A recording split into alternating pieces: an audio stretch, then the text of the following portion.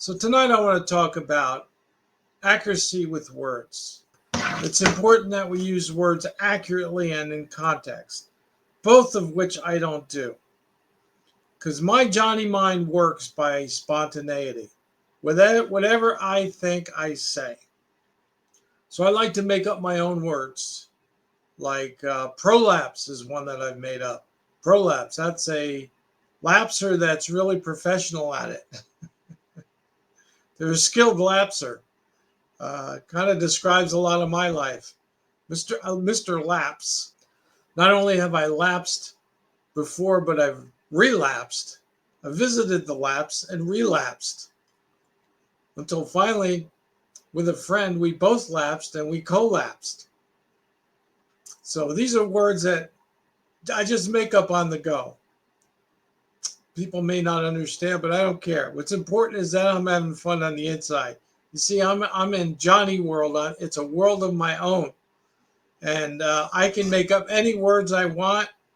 For instance, the word philanthropist. Philanthropist. That's a guy who is a bank robber and fills his pockets with bank money. He's a philanthropist. Or an itinerant speaker. He's a guy that's always talking about himself. It's all about itinerate. Who cares about you? What's in it for me? It should be a me-itinerate. Don't tell me your itinerary. Tell me my itinerary. What's itinerary anyway?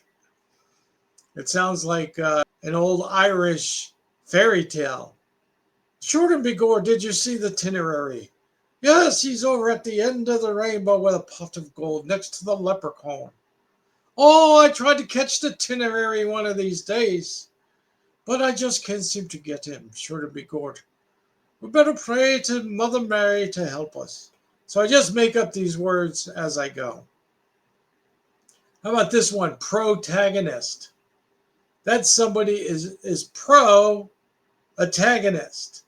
Antagonist is the guy that goes around in clothing stores inserting those obnoxious plastic tags into clothing.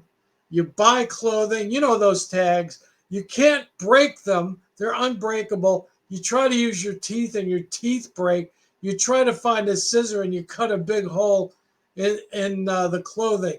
Okay? That's a protagonist. I am anti-tagonist. There's got to be a better way to write the prices on clothing. Those are obnoxious tags. I hate them. Some people, and the worst thing is people that are lazy. They've had clothing forever and they don't pull the tags out. That's obnoxious. So I am very anti-tagonist. So it's important that we use words accurately, but I make it accurate according to my understanding. This is my world. This is my dictionary. I write my own dictionary. Like a collator. A collator. That's somebody that's late all the time.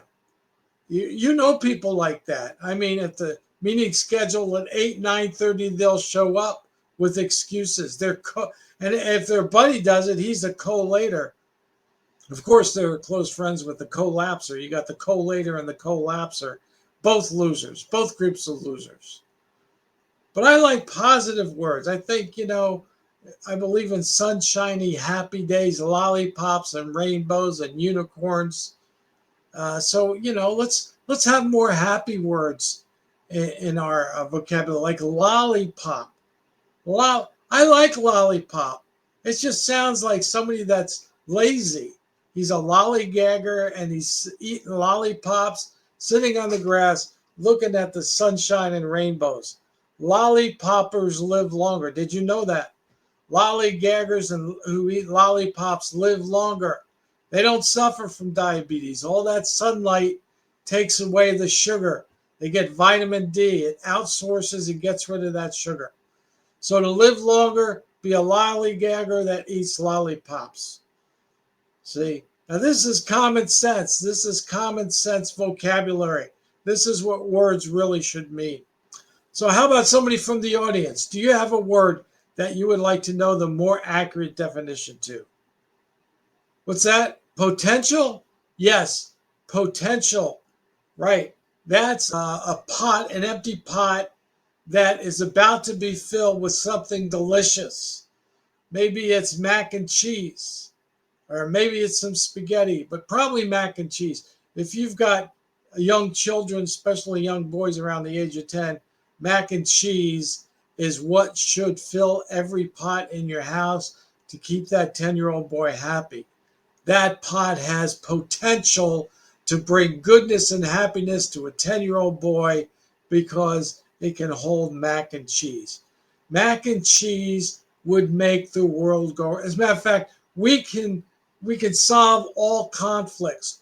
Every war would be stopped if we just got each side together at a dinner of mac and cheese. Wow, you ask me why? How could that be? Well, mac and cheese is so thick it hardens in your gut like cement. So after you eat it, you go catatonic and you can't have a sane thought. You just sit at the table and and fall asleep. And that will end all wars. They'll sign the peace treaty because they're catatonic. They can't think straight. They got so much mac and cheese in the digestive tract. So potential is a pot ready to be filled with mac and cheese that will bring world peace. So if you need any definitions, true definitions, accurate definitions, according to Johnny World, write me